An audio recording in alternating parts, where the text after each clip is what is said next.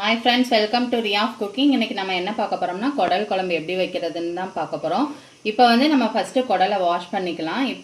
குடலை நம்ம ஒரு வடைச்சட்டியில் போட்டு சும்மா நார்மலாக நீங்கள் அடுப்பில் வச்சு லேசாக வதக்குனீங்கனாலே அதில் உள்ள வேஸ்ட்டு ஃபுல்லாக வெளியில் வந்துடும். அப்புறமா நம்ம தேவையான அளவு சுடுதண்ணி வச்சு அந்த சுடுதண்ணியில் தான் நம்ம வாஷ் பண்ணணும். வாங்க எப்படி பண்ணுறதுன்னு பார்ப்போம். அவ்வளோதான் பாருங்கள், நல்லா வதங்கிடுச்சு. நம்ம தண்ணி எதுவுமே ஊற்றலை, அதில் உள்ள வேஸ்ட்டு தான் ஃபுல்லாக வெளியில் வந்திருக்கு. இப்போ நம்ம சுடுதண்ணி வச்சு நல்லா வாஷ் பண்ணிக்கலாம். கொஞ்ச நேரம் ஆறட்டும். ஆறினதுக்கப்புறமா சுடுதண்ணி வச்சு நல்லா வாஷ் பண்ணிக்கலாம். குடலை நல்லா வாஷ் பண்ணியாச்சு. நம்ம அரைக்க வேண்டியதை பார்த்துக்கலாம். 3 சில் தேங்காய் நம்ம அரைச்சி எடுத்துக்கலாம். அதோட போட வேண்டியது என்னென்னா, ஒரு 1/4 ஸ்பூன் 2 ஏலக்காய், 2 கிராம்பு, சீரகம் ஒரு 1/4 ஸ்பூன், மிளகு ஒரு 1/4, எல்லாத்தையும் வலுவலுன்னு அரைச்சி எடுத்துக்கலாம். நல்லா வலுவலுன்னு இந்த மாதிரி அரைச்சி எடுத்தாச்சு. இதை வேறு பாத்திரத்தில் மாற்றிட்டு இதுலேயே ஒரு 4 தக்காளி அளவுக்கு இதையும் அரைச்சி எடுத்துக்கலாம். இப்போ 2 ஸ்பூன் எண்ணெய் ஊற்றிக்கலாம். நிறையா ஏன்னா குடலில் கொழுப்பு இருக்கிறதுனால அதுவே நிறைய எண்ணெய் கிடைக்கும்.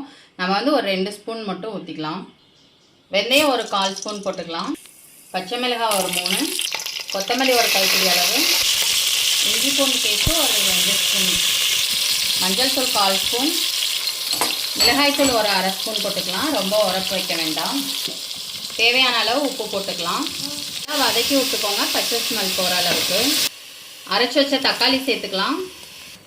அரைச்சி வச்சுருந்த தேங்காய் சேர்த்துக்கலாம். 2 ஸ்பூன் மல்லித்தூள், 1/4 ஸ்பூன் பட்டைக்கிராம்பு பொடி சேர்த்துக்கலாம். நம்ம பட்டைக்கிராம்பு பொடி எப்படி அரைக்கிறதுன்னு சொல்லிட்டு நம்ம சேனலில் அப்லோட் பண்ணியிருக்கு, வேணும்னா நீங்கள் பாருங்கள். மசாலாலாம் பச்சை ஸ்மெல்லாம் போயிடுச்சு. இப்போ நம்ம வாஷ் பண்ணி வச்சுருக்க குடலை சேர்த்துக்கலாம். இந்த மாதிரி நல்லா வாஷ் பண்ணி வச்சுக்கோங்க. நம்ம குடலை சேர்த்துக்கலாம்.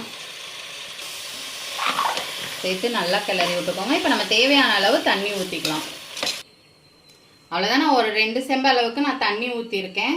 உங்களுக்கு எவ்வளோ வேணும்னா நீங்கள் அந்த அளவுக்கு நீங்கள் தண்ணி ஊற்றிக்கோங்க. இது சூப்பு மாதிரி தான் நான் கொஞ்சம் வச்சுருக்கேன். இதான் நம்ம உரப்பு இல்லாமல் ஊற்றி சாப்பிட்றதுக்கு நல்லாயிருக்கும். குடல் குழம்பு நம்ம வயிற்று புண்ணெல்லாம் ஆற்றும், ரொம்ப நல்லது. இப்போ நம்ம மூடி ஒரு 5 விசில் அளவுக்கு விட்டுக்கலாம். இது கொஞ்சம் இளங்குடலாக தான் இருந்துச்சு, அதனால 5 விசில். இன்னும் கொஞ்சம் ஹார்டாக இருக்க மாதிரி தெரிஞ்சிச்சுன்னா ஒரு 6-7ன்னு நீங்கள் விட்டுக்கோங்க. இப்போ நம்ம மூடி வச்சு விசில் விட்டு எப்படி இருக்குன்னு பார்ப்போம்.